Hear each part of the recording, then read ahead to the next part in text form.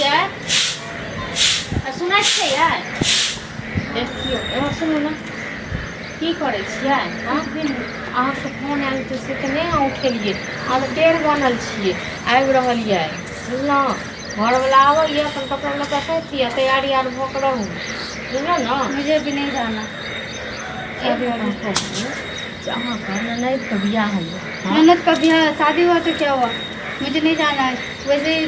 सास उल्टा पुल्टा बोलते रहता है, उसके साथ लड़ाई उसका मैं नहीं जाना। छोड़िए सास का हाँ वो लोग भी तो छोड़ा है ना, वो भी तो मारा है ना। अहाँके मारलक अहूँ तऽ मारबे केलियै आइ सास माय छ हाँ जो मारबे केलक तऽ हम मारि खा ले नहीं वहाँ नहीं जाना है। जहाँ सास अगर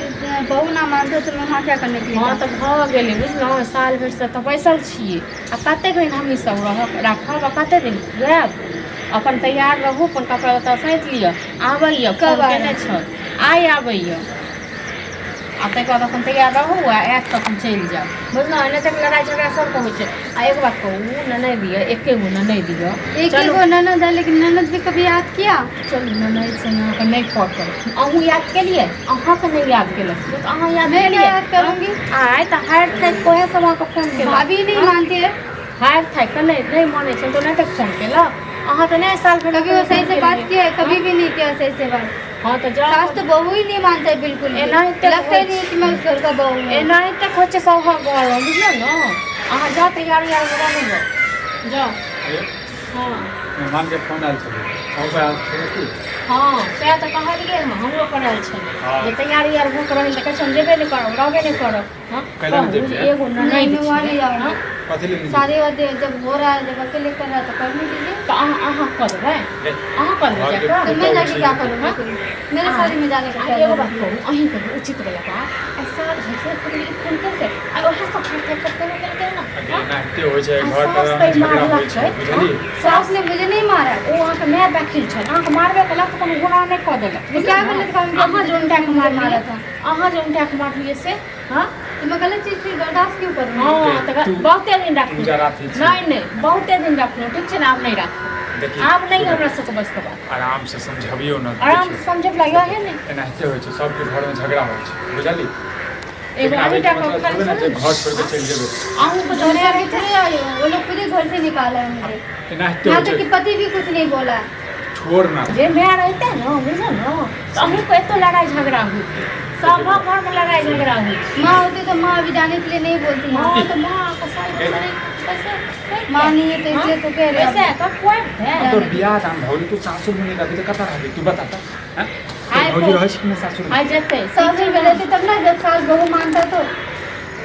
एनाहिते होइ छै नोक झोक काल तू सासुर पर बिना तक अहाँ मनलिए सास को बुझलियै? अहाँ मनलिए सास को मैं मानती नहीं हूँ, मैं मानती लेकिन किसने कभी दिया ही नहीं उधर जा मुझे बहुत सब पसंद है। घर में लड़ाई झगड़ा ही नहीं थे यहाँ तक कि पति भी सपोर्ट नहीं करता हाँ मेरा। तो ठीक छै आब हम अबै छी आबै छै तऽ ओकरो बुझाइत कहै छै। आ दुनू गोटा सब आ जो नहीं अभी सुनता आइए वही को मारबे ओकरो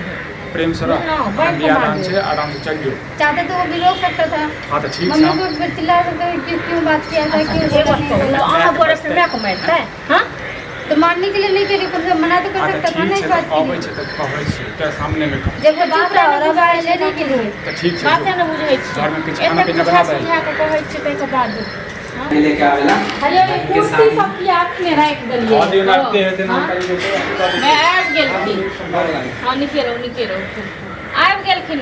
ई सब कथी ले नहीं कहब भाभी यहाँ पर है हाँ बैस भैया कहाँ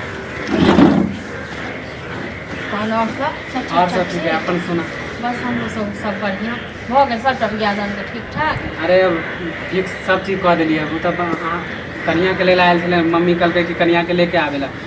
अहाँ समझावे छी केला ने के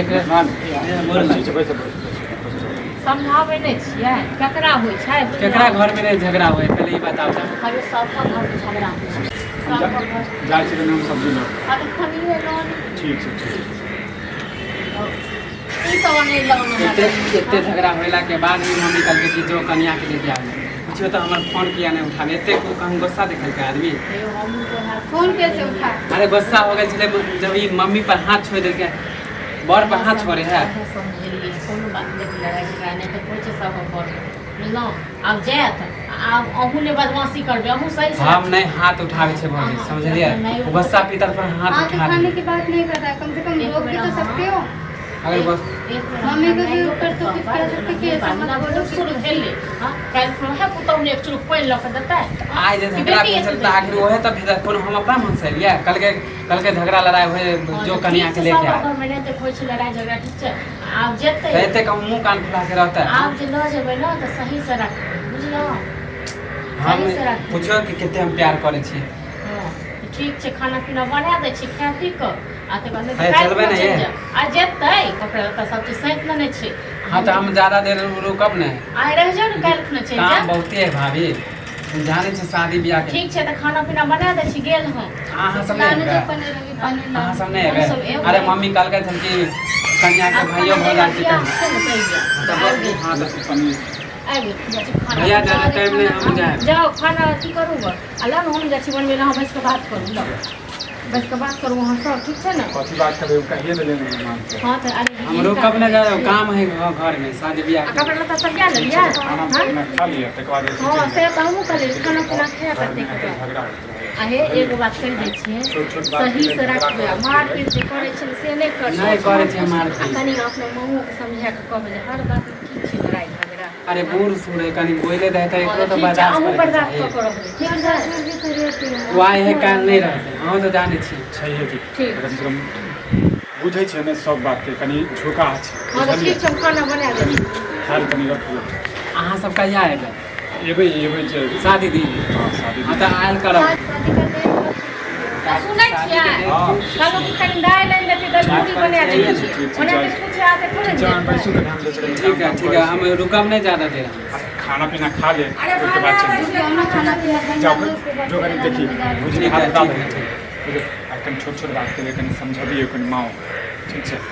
अरे हम तो समझाते रहे छे कि माँ मम्मी है ओकरा कनी अथी करे वो बोल की है बोला बोलते कतबो रहे कहै छी कतबो बात एकरा तो नाके पर बसा रहे है कन को कुछ मम्मी बोल रहा है यो मामा गाँव में रही गेल छै ने तऽ मामा सब एकरा कनी बुझते छी मामा गाँव में जे छै धिया पुता सब भज जाइ छै देखियो मम्मी कनी देर बोल दे फिर तो अपन पुतौ से प्यारे करे है प्रेमे से बोले मरी ई नहीं बुझे है ना ठीक छै तऽ अपन प्रेम से रखथिन बुझलिए ठीक है भैया अहाँ से जे जे कह गलती हेतै तऽ हमरे से डायरेक्ट फोन करब अहें के फोन करब हम अबै छी कनी अथी सामान सब लऽ ठीक है, ठीक है। घरे